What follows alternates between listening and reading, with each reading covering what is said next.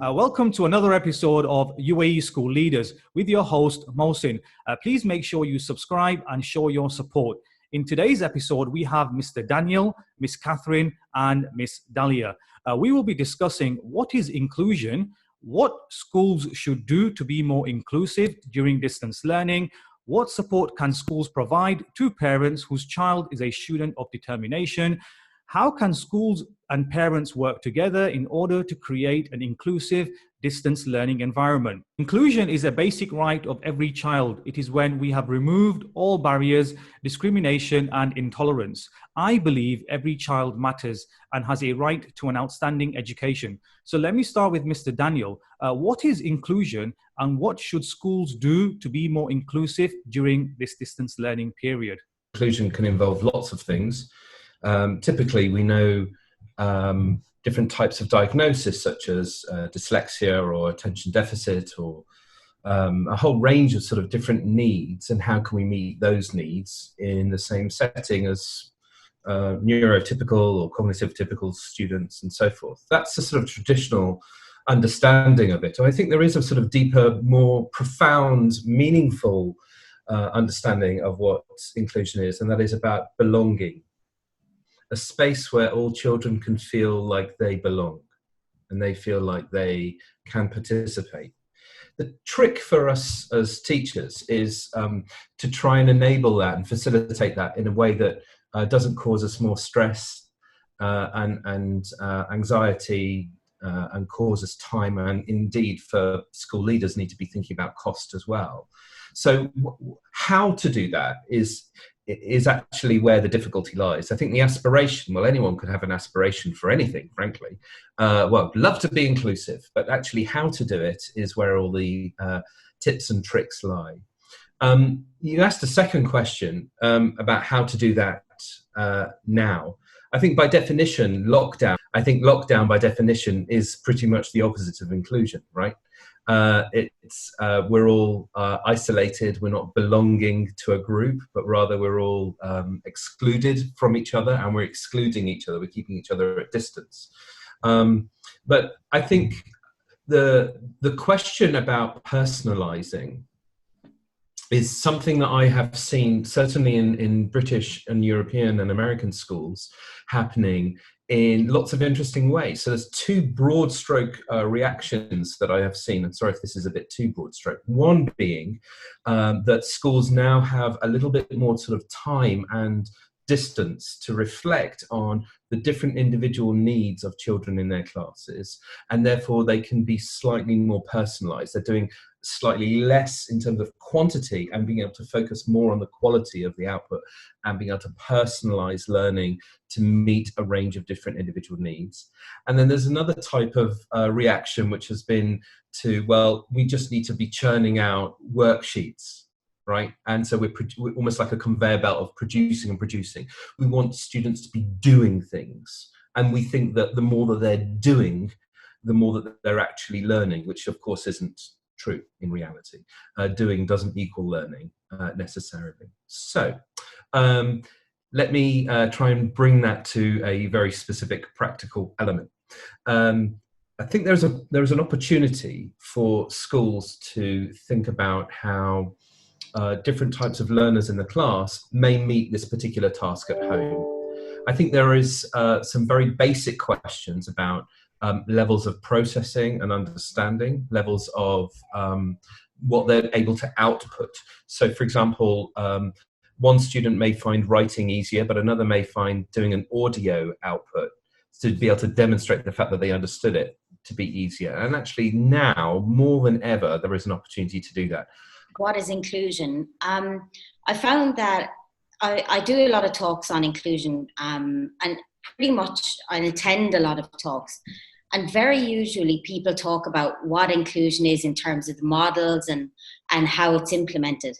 We very often forget to take a step back and think about what is inclusion in terms of society as a whole.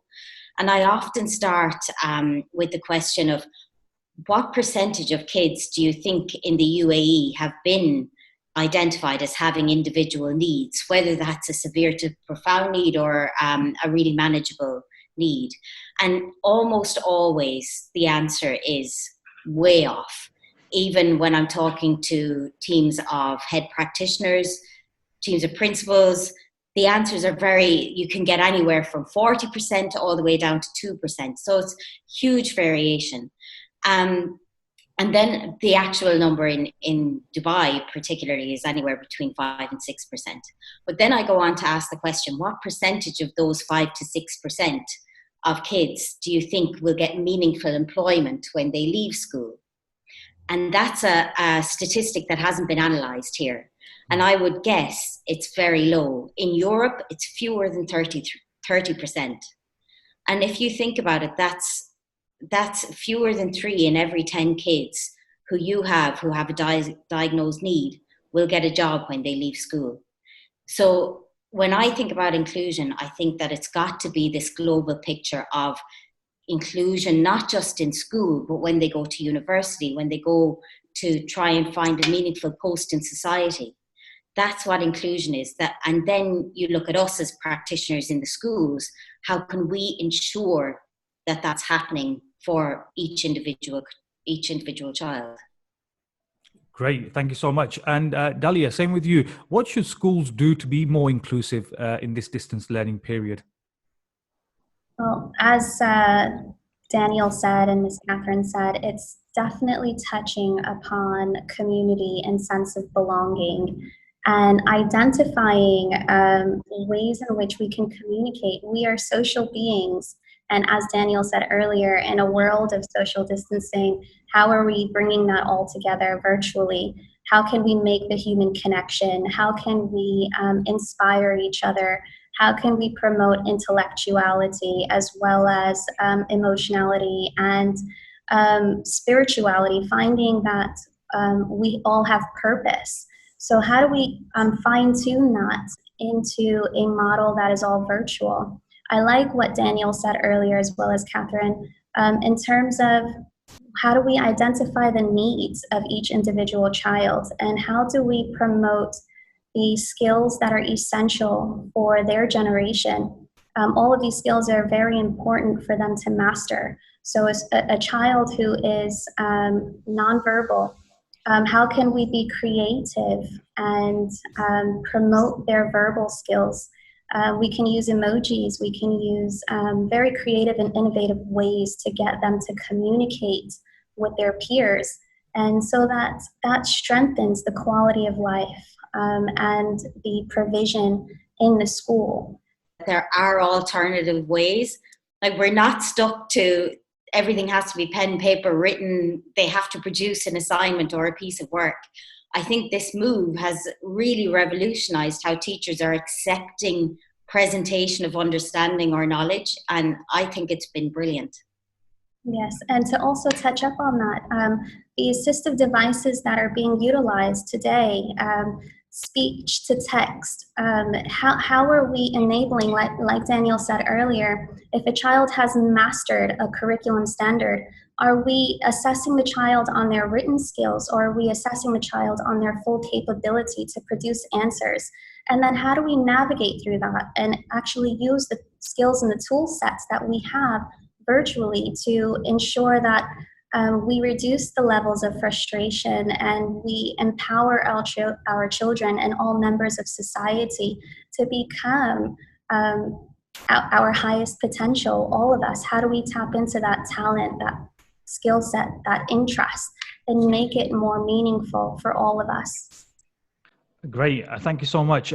So Catherine, what support can schools provide to parents whose child is a student of determination? This is probably one of the top priorities, one or two top priorities of schools, I think, for the last maybe 4 or 5 weeks. Once the schools started getting a handle on how to run online provision, we then started looking at who do we need to support here. In a way, the parent has kind of become the child's teacher to an extent. They're that medium through which we act. And it's a huge thing to support their well-being. And that's been across all schools I'm talking to. That's really a priority. The KHDA released a document yesterday outlining not new, but kind of just crystallizing procedures for online provision for students of determination. And the biggest focus in there was prioritizing parents, ensuring their well-being and supporting them. We have been doing lots of webinars, seminars, engaging parents one-to-one. We send out certificates of appreciation to parents as well, which has been having a profound effect. Something as simple as a piece of paper that says, "Thank you for doing an awesome job," is sometimes all you need to keep going in a day where you might be struggling. Particularly with our students who have really high needs. I think it's very important that schools make parents aware of the different avenues of support that are available to them, particularly our lower income families who may not be aware of them. We have huge numbers of families who simply don't know how to access the services that are there. CDA are offering loads of services. There are like outstanding centres offering services for free, doing webinars, parent support groups, and it's up to us as the schools to make sure that our parents know that they're available and to engage with our parents ourselves. As heads of inclusion and leaders, we need to be contacting them and saying, "Are you okay? How are you doing?" Asking them the basic questions. Great, thank you so much. So, Mr. Daniel, same to you. What support can schools provide to parents whose child is a student of determination? I completely agree with what Catherine says. The other day I was on a panel discussion with the Westminster Forum. It's a British Parliament question and answer session for government. And somebody asked the question, well, should we be emphasizing STEM at the moment, science and technology and English and maths? And I was like, maybe let's just prioritize mental health as a starting point. We're at a major psychological crisis that we are experiencing, and a lot of it we're not completely and utterly awake to be honest. We're going to realize more about the impact of this in the next year or two. We can't really predict how it's going to be affecting children in the longer term because we've never been through things like this before. But I think that we are confident that it is impacting children, and I think that has to be priority number one. The longest term impact on children's education and their development is going to be their mental health. And so, for example, if we've tried to, so let me give a practical example of this. If we've been unawake and negligent a bit in not sort of asking the right questions around children's mental health and noticing how, let's say, anxious or stressful they may be, but rather we've been pushing them to develop their handwriting and do extra maths and all of these sorts of things, then that can have a longer term negative impact on their handwriting and their maths and various other sorts of things that we really want them to sort of develop. And exactly how and what the mechanics will be, we're not really certain, but let's just assume that it will be. And therefore, there is only so much that teachers can do because, not really qualified to be mental health workers, right? But also, we can't necessarily go and do home visits and I completely agree with Catherine about calling home and saying, how you doing? And also, assuming that there's firstly asking the student, how are they doing? And then secondly is asking the parent, how, and giving them a well done. Let's assume a couple of things, right? That as a parent of two, just about to be 3 children, it's quite tough being at home with young children. So now let's imagine that you're at home with children who have additional needs of different sorts, who already have potentially negative views of learning, who don't think they're very good at learning, right? It makes it even harder. And there are some students, I know, for example, students who are thriving being at home because they may be on the autistic spectrum and they just love not having to confront other people, and then there are some others who are having exact opposite effect. So there is a range So I don't have a huge amount to offer other than what Catherine was saying about supporting parents and indeed the children. And let me therefore just add one additional element, which is focusing on the learning that is enjoyable and that is doable.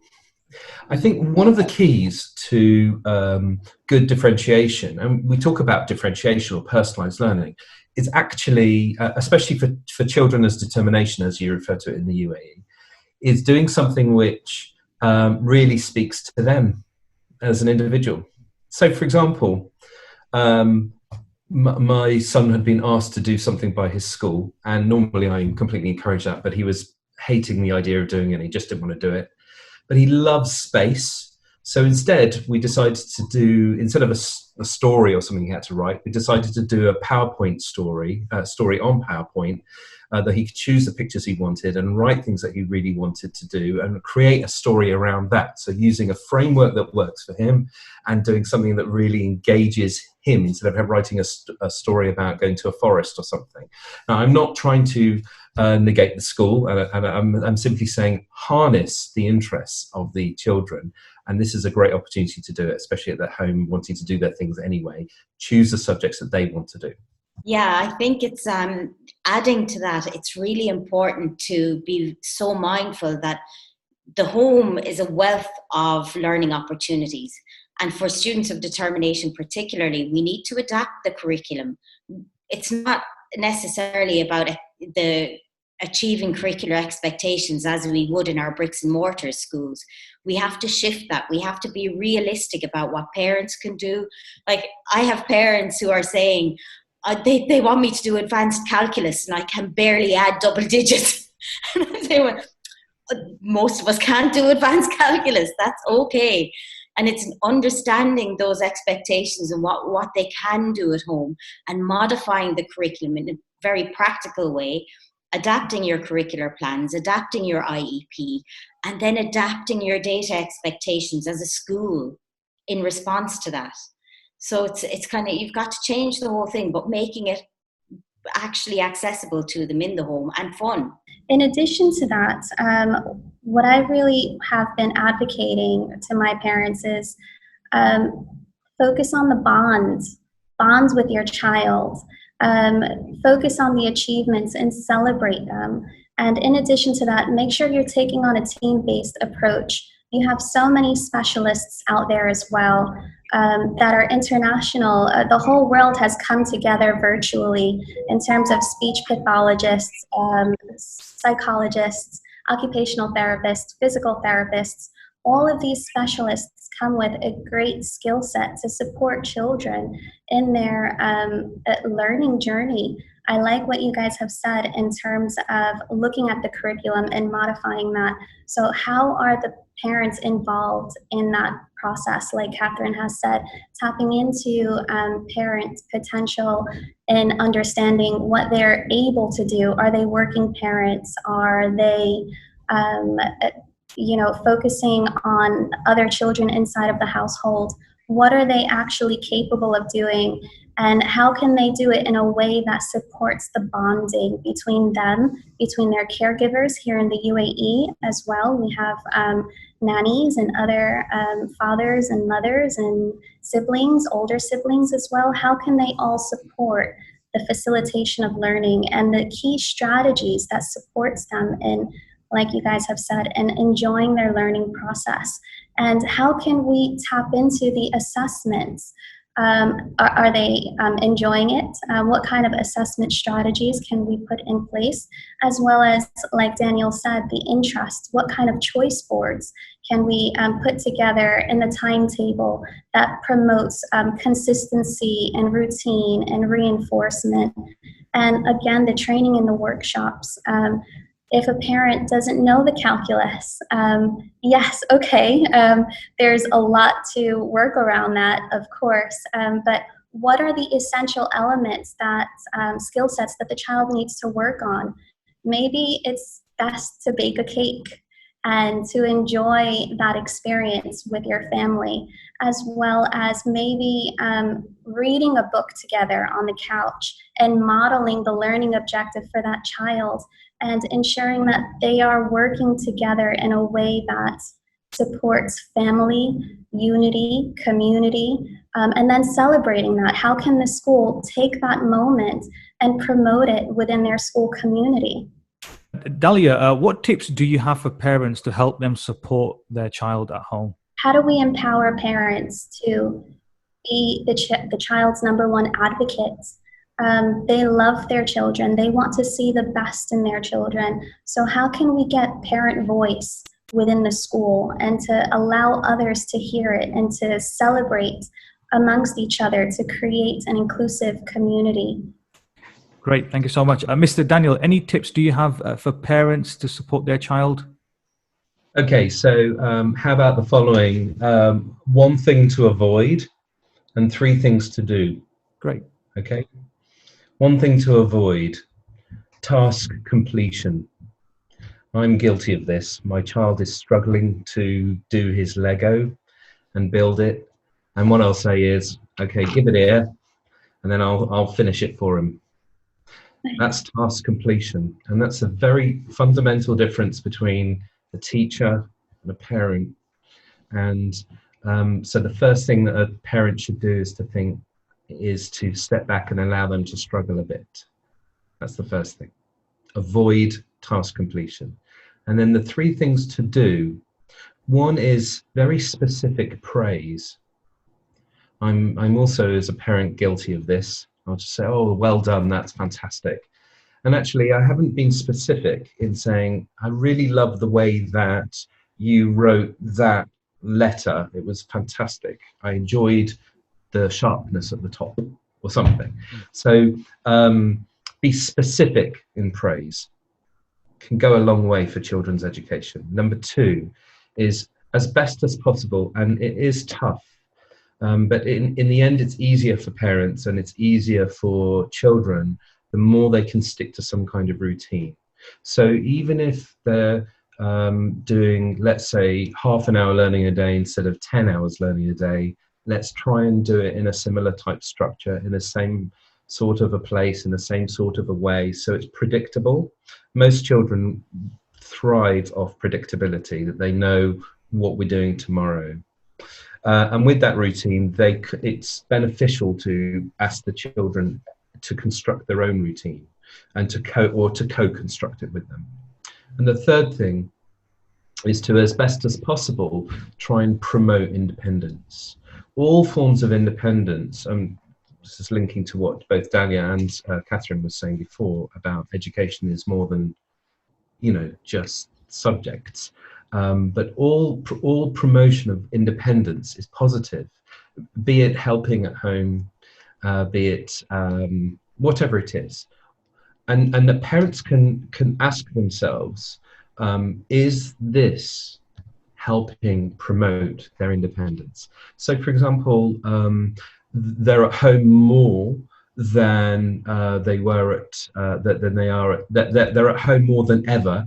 So ordinarily, I might not ask my 4-year-old to take his own dishes to the dishwasher, as an example. But actually, since we're at home, and we're at home quite a lot, and we're constantly churning out dishes, and then this is an opportunity to help promote further independence. That's an example of what I mean. And so there's lots of opportunity for promoting all different types of independence. And really, there's another word for that, which is about helping them grow up. And the advantage of sending them to school is that they're sort of free to explore the world in a sort of contained environment, but they're learning for themselves. So the idea of promoting independence is let them find ways of doing things, and with specific encouragement, which is what the first point was, is to help drive that forward. So avoid task completion, be specific in praise, as much routine as possible, and promoting independence as much as possible. The counsellor in me will come out, and I would say that it's really important that parents take time to reflect on themselves and know that it's okay not to have done everything, or it's okay to be angry or upset or scared or fearful, and to allow those feelings to be part of your day, because they're unavoidable a lot of the time. And where possible or where appropriate, to talk to your child about those feelings and actually verbalize and say, I'm getting frustrated now because we haven't managed to complete this, and I need to take a break. And take breaks and set time for yourself. Very often we're in 1 or 2 bed houses or apartments and everybody's together. Take space where you can go on your own as a parent and just decompress and chill out, and that's okay, and know it's okay to need to get away every so often. Great, thank you so much. Finally, Mr. Daniel, how can schools and parents work together during this distance learning period to create a much more of an inclusive environment? I think effective communication. There's one of the dangers with in the world of special educational needs is you can end up having very big files of information around children. There are so long, and what we end up losing is just the 1 or 2 or 3 key most salient important points. So some top tips for effective communication is don't have long conversations, have short ones and keep them to the point. Number 2 is try and focus in on 1 or 2 things always, not a long list of 30. And it could be that the school's been very clever and come up with 30 different ways of, supporting this particular child. But actually, it doesn't translate very well either for teachers or individual or parents. So what we need is just 1 or 2 key things to be focusing in on at the moment. Number 3 is for teachers and schools and home to be realistic around targets and rewards and what we can be focusing on at the moment. So, we'll take it week by week or day by day. What can we achieve today?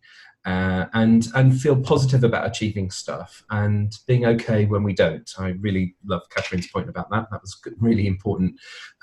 Taking care of parents' mental health is a big priority here. And something that we haven't said, which is taking care of teachers' mental health too. Now, somehow and for some reason, it gets lost in the equation a lot. When we start talking about mental health and well-being, we usually talk about children and we talk about possibly homes. We don't talk about teachers, and teachers have their own well-being to take care of right now as well. So I think what would be realistic is to have regular short communication between home and teachers, and to have very focused and specific and useful stuff, which is positive, praising, specific, and mutually supportive. And I think beginning the conversation by acknowledging, this is tough. It is. And for a teacher to say, it's tough for me too. Not to lose that deep sense of humanity and care that we can have for each other, I think. I look at it from kind of a managerial perspective. I look at it almost as you would a production line. So in terms of, we're putting an input of education and support, and our output is improved outcomes for our kids. So if you were on a production line, you'd have a continuous feedback loop going. And I think we should have that for each student in our care, where you have your teachers, your parents, heads of inclusion. Everyone is trial and erroring at the moment. Nobody's got the right answer. There is no model to work on at the moment. We're all literally sailing in a boat in the dark, trying to find our way to what will eventually be a good outcome. So I think that consistent feedback where you get everyone involved. So your parents are trialing things. They're feeding back to you. This worked, this didn't work. They're telling the teacher is telling the head of inclusion. The head of inclusion then feeds back up the pyramid to the senior leadership team. This is working, this isn't working. Perhaps we could change this as a school. Perhaps we could adopt a good approach as a school and have that consistent trial and error with the real understanding that it's okay to make mistakes and it's okay to do something completely wrong, as long as you recognize it and then build from it. So yeah, those kind of feedback loops, I think, they're really paramount. I highly recommend Epstein's 6 parent partnership tips, especially in the areas of parenting, supporting nutrition and health, as well as allowing opportunities for volunteering, decision making, especially what Daniel said earlier about communication and the collaboration between parents as well. What kind of support network do they have and can they tap into? There are lots of channels in which they can go into that. And how is the school supporting that? Do parents have access to the governing board, the parent-teacher association, and how are they able to express positive attitudes as well as frustrations, and how are they supporting each other in a way that supports growth and community, like what we've discussed in the beginning of this discussion. What is inclusion, and how do we make that possible in each of our members in our society? So every Monday we are hosting a forum for inclusion leaders across the Emirates, and we've got people coming from Singapore, Hong Kong, and it's an open forum where people share their ideas, share their practice, have some discussion. We do presentations about what's working. So please do share the link. We'll send it through and let anyone who you think would benefit from that know. Thank you. All right. Thank you so much for joining me today. It's been an absolute pleasure. Please make sure you share this video, hit the like and subscribe button. And until next time, goodbye.